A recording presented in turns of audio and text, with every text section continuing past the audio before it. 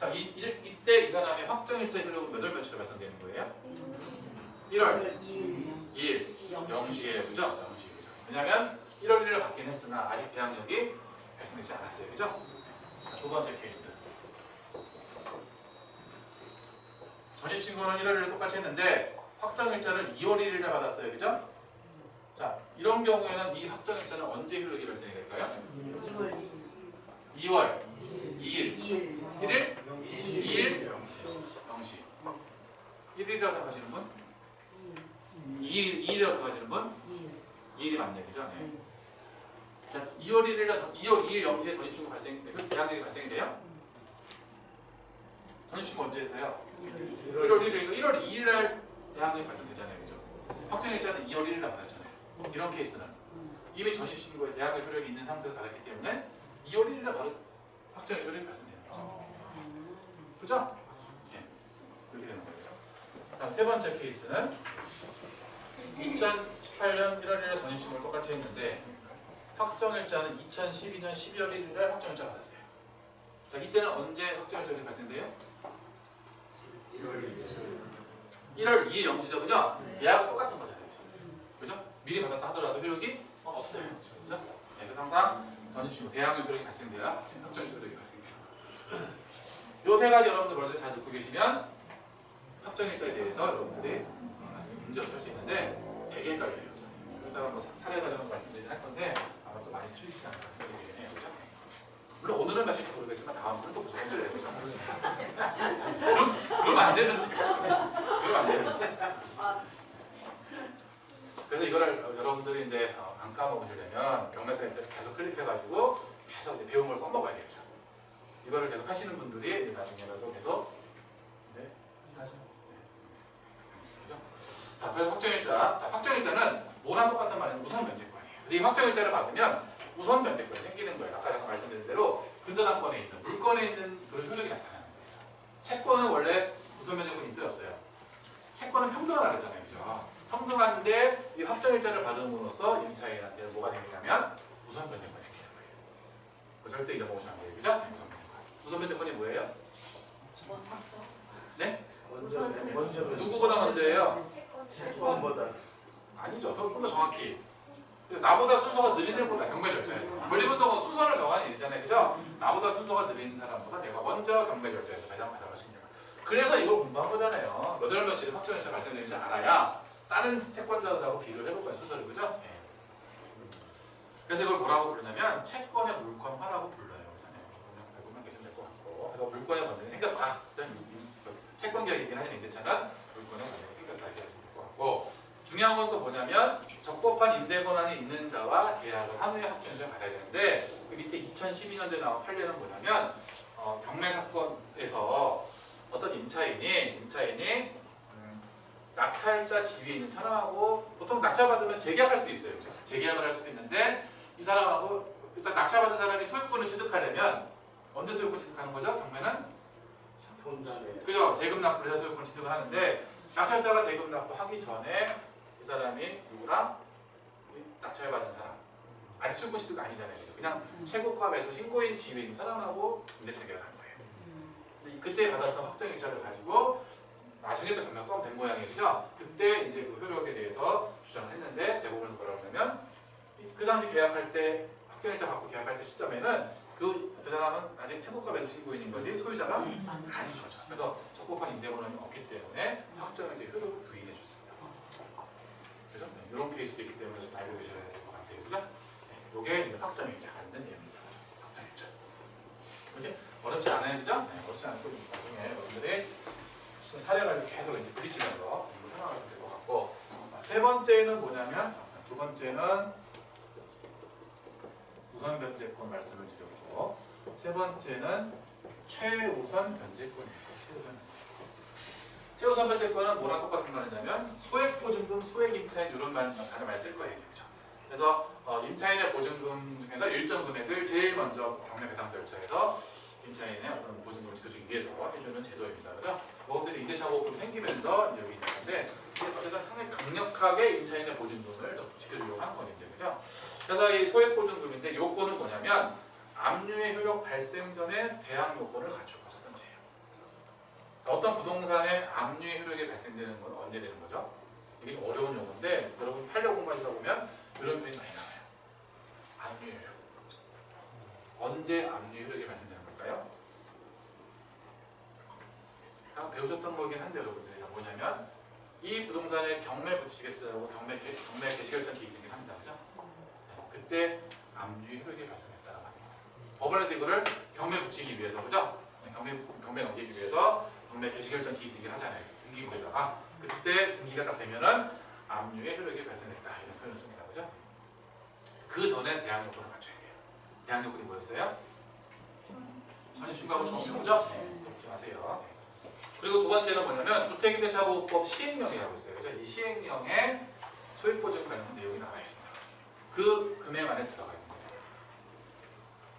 그래서 지금은 아마 서울시가 1억 1천만 원 그러니까 이내에 3,400만 원까지를 채무사면제 해주는 걸로 알고 있습니다. 이 금액도 계속 늘어나고 있습니다. 세 번째는 배당 요구 종료일까지 배당 요구를 해야 됩니다. 임차인은 경매 절차에서 배당을 받으려면 무조건 배당 요구를 해야 됩니다. 배당 요구입니다. 이 세 가지를 갖추게 되면 일단은 채무선별조건에 해당이 된다고 하면은 배당을 먼저 받을 수 있는 거죠. 잘 알아두셔야 돼요, 그죠? 확정일자 받을 필요가 있어요, 없어요? 제가 이제 세 가지 말씀드렸는데 확정일자는 없잖아요, 그죠? 확정일자 없어도 이 세 가지만 갖추면 소액보증금에 해당이 되면 채무선별조건 되는 거죠. 그죠? 그래서 임차인은 경매절차에서 배당을 받을 때 일단 배당 요구 종료일까 배당 요구 하는 게 중요해요. 중요한데 또 뭐가 더 중요하냐면 임차인은 항상 경매절차에서 배당에 들어갈 때 이 두 가지가 들어가는 거예요. 나중에 배당 관련된 거 한번 수업에 있을지 모르겠습니다만 제일 먼저 여러분이 권리 분석을 하시면서 임차인이 배당금 올라가다가 할 때 분석하실 때 제일 먼저 보는 게 뭐냐면 저 임차인이 채무선변제권 해당되나 안 되나 보시는 거예요. 채무선변제 해당되나 안 되나. 두 번째는 뭐예요? 그 다음에 무선변제권이 인정하는 게 보는 거예요. 그래서 배당이 항상 이 두 가지 가지고 들어가서 배당을 받는다고 보시면 돼요. 자, 그러면 이 소액보증금이 되냐 안 되냐는 일단 요건은 세 가지가 있었고, 그죠? 세 가지가 있었고, 또 소액보증금 인정에 관련된 거를 적용하는 게 약간 여러분 공부하실 게 하나가 있는데 뭐가 있냐면 담보물권 설정이라고 하면 필요합니다. 담보물권. 여러분 경매에서 가장 많이 보게 담보물권이 뭐였어요? 이 근저당권이라는 게 있었어요. 이 근저당권을 설정된 날짜 기준으로 그 근저당권 설정된 날짜 기준으로 임대차보호법 시행령에 시행되고 있는 소액임차인 금액의 표가 있습니다. 그 한도로만 소액보증금을 해주는 거예요. 그러니까 지금 시행되는 게 아니라 어떤 경매사건의 저당권이 그럼 2011년도니까 뭐예요? 만약 여기에 소액임차인이 있다고 하면 2011년 12월 12일 현재 임대차보호법에서 보호하고 있는 소액보증금만 먼저 주는 거예요. 지금보다 금액이 적죠. 그래서 배당할 때 무조건 하기 전에 임차인이 있으면 소액보증금 되냐부터 먼저 보는 거예요. 그러고 나서 뭐랑 비교하는 거예요? 그 다음에 확정일자 있으면 확정일자랑 얘랑 비교하는 거예요. 그런 식으로 계속 이런 연습을 해나가야 되는데 왜 지금 시행되는 법대로 그 보증금 1억 3만 원에 3,400만 원을 주는 게 아니라 이 시점에 저당권 설정된 시점에 담보물권이 설정된 시점에 시행되고 있었던 금액으로 소액보증금을 줄까요? 이 주택임대차보호법이라고 하는 게 상가도 마찬가지지만 임차인을 위한 법이에요. 너무 임차인을 위한 법이다 보니까 다른 채권자들의 어떠한 기본적인 권리까지도 약간 해할 수가 있기 때문에 이런 규정을 둬서 이런 담보권자들, 다른 채권자들도 좀 배당이 있어야 될 거잖아요, 이제 그죠? 약간 보호를 하기 위해서 이런 규정을 주는 거고, 두 번째는 또 무슨 규정이냐면 전체 낙찰 대금에서 배당할 금액에서 2분의 1 한도 내에서만 소액보증금을 줍니다. 그래서 소액보증금을 다 못 받을 수 있는 거예요. 다가구주택 같은 경우는 19가구가 살아요. 이런 데 다 보증금이 2, 3천만 원이라고 하면 대부분 다 소액보증금에 들어갈 수 있거든요. 근데 이 사람은 소액보증금을 다 주는 게 아니라 낙찰된 금액이 있으면 거기에 2분의 1 한도 내에서만 다 주는 거예요. 이것도 누구를 보호하려고? 다른 채권자들을 보호하려고. 왜냐하면 임대차보호법은 너무 임차인을 위한 법이다 보니까 그런 거예요. 그거 잘 알고 계시면 될 것 같고, 세 번째는 임차권 등기라는 게 있어요. 임차권 등기. 임차권 등기는 뭐냐면 임대차 계약이 만료가 됐어요. 만료가 되면 임대인은 임차인한테 뭘 줘야 돼요? 보증금을 줘야 돼요. 임차인은 임대인한테 어떻게 해줘야 돼요? 보증금을 돌려받는 것 동시에 이 이 부동산의 점유를 임대인이 줘야 되는 거잖아요, 그죠? 이걸 뭐라고 하냐면 동시행관계라고 해요. 보증금 주고받고 점유를 넘겨주는 거예요. 계속. 이렇게 해야 되는 게 원칙인데 계약이 만료가 됐음에도 불구하고 임대인이 보증금을 돌려주지 않아요. 그 임차인은 어떻게 해요? 못 나가잖아요. 못 나가니까 그때 할 수 있는 게 뭐냐면 이 임대차 보호법에 있는 임차권 등기 명령이 있습니다. 그래서 이 등기라고 하는 거는 원래 양 당사자가 항상 있어요. 양 당사자가 손 붙잡고 등기소 가서 약속 해야 되는 건데 둘이 손 붙잡고 가니까 중간에 법무사나 변호사 사무실 껴서 가는 거지, 등기할 때. 그죠?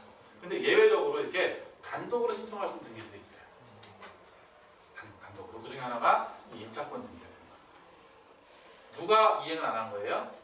임대인이 이행 안 한 거예요. 그죠? 그렇기 때문에 임차인이 단독으로 보증금에 대해서, 그죠? 내가 기존에 이 주택에서 받아놨던 전입신고를 확정했죠, 있잖아요, 그죠? 그래서 임차권 등기를 하게 되면 그 내용이 등기부등본에 올라갑니다. 그럼 임차인은 등기부등본에 임차권 등기가 된 걸 확인하고 다른 집에 가서 또 보증금 계약을 하고 전입신고를 하게 되면 양쪽 다 대항력을 발생시킬 수 있는 거예요. 그러니까 임차권 등기는 전입신고가 된 날짜로부터 한참 뒤에 생기겠죠. 적어도 1년 전, 2년 뒤에 생길 건데, 그죠? 그 임차권 등기 된 날짜로 분석하는 게 아니라 임차권 등기 내부에 있는 전입신고 날짜랑 확정일자 날짜를 가지고 여러분이 분석하셔야 되는 거예요. 그죠? 그렇게 되는 거예요. 그래서 이건 단독으로 할 수 있기 때문에, 그죠? 누가 이행 안 했다고요? 임대인이 이행 안 했기 때문에 임차인이 단독으로 하고 그 비용을 누구한테? 임대인한테 전했다 청구할 수 있습니다. 그리고 나중에 임대인이 어떤 세율을 또 맞춰가지고 임차권 등기 해지 좀 해달라고. 그런 거 생길 수가 있죠. 그때도 그때 그 임차인은 임차권 등기 해지 서류를 보내주면 되는데, 그죠? 보내주면 되는데 이때도 어떻게 해요? 보증금을 먼저 받을 권리가 있어요. 먼저 임대인이 이해가 안 되잖아요. 통상적으로 그렇게 안 하고 어떻게 해요? 그냥 동시행하는 거지, 이제, 그죠? 해지 서류 주면서 보증금 들고 그렇게 할 것 같아요, 그죠? 그래서 이런 임차권 등기가 있는데, 이런 임차권 등기가 되어 있는 집에 들어가는 사람은 소액보증금에 해당이 된다 하더라도 인정을 받지 못합니다. 왜냐하면 아파트라고 하면 한 집에 소액보증금이 그렇죠? 두 명이 받을 수 있는 거예요, 이제, 그죠? 이것도 마찬가지로 누굴 보호하는 거예요? 다른 채권자들 조금 보호하기 위해서 만들어진 규정이라고 보시면 될 것 같아요, 그죠? 임대차 보호법이 너무나 강력하니까, 그죠? 그렇게 되고, 그 다음은 조금 어려운 내용이긴 한데, 어떤 단독주택에 이런 거죠. 땅에 먼저 저당권 설정이 되고, 그 다음에 건물이 올라갔어요. 근데 그 건물에 임차인이 들어가 있는데, 이게 이제 경매가 됐어요. 그때 건물의 임차인은 토지의 토지에 낙찰돼가지고 토지에 대해서도 배당이 이루어질 텐데, 그때 소액보증금으로 돈을 받아갈 수 있을 것이냐? 인 건데, 된다, 안 된다? 안 된다. 왜냐면, 대지의 저당권 설정할 당시에는 저당권자가 봤을 때 위에 건물이 있어요, 없어요? 없잖아요. 그렇기 때문에 저당권자가 무관한 거예요. 반대로, 저당권자가 토지에 대출해 주는데 대출할 당시 건물이 위에 있었어. 그때는 건물에 있는 임차인이 토지에 배당해서 소액보증금 인정받는다, 못 받는다? 그때 받는 거예요. 왜? 저당권자가 위에 건물이 있는 걸 알고 갔기 때문에 저 건물에는 소액 임차인이 있을 수도 있겠구나. 알 수 있잖아요. 이렇게 되는 거예요. 그래서 이 소액 임차인 제도는, 그래서 이게 대출로 넘어가게 되면 대출 받을 때 소위 뭐라고 하냐면 방백이라고 해요. 방백이가 뭐예요? 은행 입장에서는 내가 1순위로 반복 요건을 설정한다 하더라도 경매 절차에서 나보다 먼저 받아갈 사람이 있을 수 있잖아요. 그거를 미리미리 대비하는 거예요. 그러니까 지금 대출 받으면 서울 같은 경우는 방 하나에 3,400만 원씩 방색하기만 이런 거 빼고 가는 거니까. 물론 지금은 이제 그렇게 대출을 규제할 때 그렇게 보는 것보다 지금은 이제 뭐 DTI, DSR 이런 거 가지고 가긴 하지만, 그죠? 네. 예전에는 그렇게 갔던 거죠. 그래서 다가구주택 같은 경우는 방이 몇 개예요? 방이 수십 개예요. 그래서 그런 거 낙찰받게 되면 여러분들 일반 담보대출 받기 상당히 어렵습니다. 그때 가는 대출은 뭐냐면 신탁 등기를 통해서 가는 경우도 있어요. 네, 대신 금리는 조금 높은데 대출은 많이 나올 수 있습니다. 그렇죠? 그런 정도만 알고 계시면 될 것 같아요. 여기까지가 최우선 면제권 관련 얘기입니다. 그죠? 그래서 대항력, 우선 면제권, 최우선 면제권인데 임차인은 경매 절차에서 이 세 가지 권능을 가지고 배당도 받고 또 대항력이 있다라고 하면 낙찰자한테 내 보증금을 달라고 할 수도 있는 거죠. 그죠? 그래서 이걸 여러분들은 알고 계시면 될 것 같고, 그 다음에 3페이지 보시게 되면 이제 여러분들이 이제 임대차보호 나머지 부분 알아야 될 부분들인데, 자, 계약기간 주택임대차보호법의 최단 임대기간은 몇 년이다? 2년이에요. 여러분들이 임대차보호 1년 했다 하더라도 나중에 임차인이 마음이 변해서 한 2년 동안 살려라고 하면 여러분들은 1년 계약했잖아 라고 주장할 수 없습니다. 그죠? 왜? 법에서 최단 2년으로 보장했기 때문에 합니다. 통상 그래서 어떻게 얘기해요? 통상 단 2년 계약을 합니다. 그죠? 그리고 이제 보증금 금액은 5%고 1년 1회가 가능합니다. 근데 이 내용은 뭐냐면 2년 계약을 했어요. 2년 계약을 했는데 2년 뒤에 재계약을 하려고 했어요. 그죠? 그때 이 5% 규정이 적용되는 게 아닌 거예요. 그때는 2년이 계약이 만료된 거잖아요. 그죠? 만료가 되는데 새로 한다라고 하면 그때 시세에 맞게 또 받을 수 있는 거예요. 이 5%는 계약이 만료되기 중간에, 예를 들어 아까 말씀드린 대로 1년 계약을 했는데 내가 2년까지 살려고 주장하는 거 임차인이. 근데 1년이라는데 전세값이 막 올랐어. 근데 임대인은 그러면 2년 살 수 있는데 보증금을 좀 더 올려달라고 얘기해요. 근데 그때 올릴 수 있는 한도는 5%랍니다. 그리고 이 5%가 또 어디에 유리냐면 주택임대 사업하시는 분들이죠. 주택임대 사업자 등록을 하신 분들은 5%밖에 못 올립니다. 그죠? 그걸 또 알고 계시면 될 것 같아요. 그 다음에 이제 묵시의갱신이라고 하는 게 있어요. 법정갱신, 뭐 자동연장 이런 용어로 또 같이 쓰이고 있어요. 그죠? 묵시의갱신은 뭐예요? 임대인하고 임차인이 계약이 만료되기 전에 서로 보증금을 어떻게 서로 뭐 늘리자, 줄이자, 아니면 뭐 어떻게 하자 이런 얘기를 서로 하지 않는 거예요. 그죠? 서로 하지 않는 경우에 어떻게 돼요? 네, 전임자랑 똑같이 동일한 조건으로 다시 계약이 된 걸로 보는 게 묵시의갱신입니다. 그죠? 그래서 언제까지 행사를 해야 되냐면 계약 만료전 6개월부터 1개월 전까지 갱신거래 통지를 해내는 됩니다. 이게 묵시의갱신 되고 나면 그 다음에 임대인은 계약 해지를 할 수 있나요? 못합니다. 그죠? 네. 묵시의갱신이 되고 나면 임차인만 계약 해지를 할 수 있어요. 그죠? 그래서 임차인도 무조건 계약 해지되는 게 아니라 임대인한테 계약 해지 통보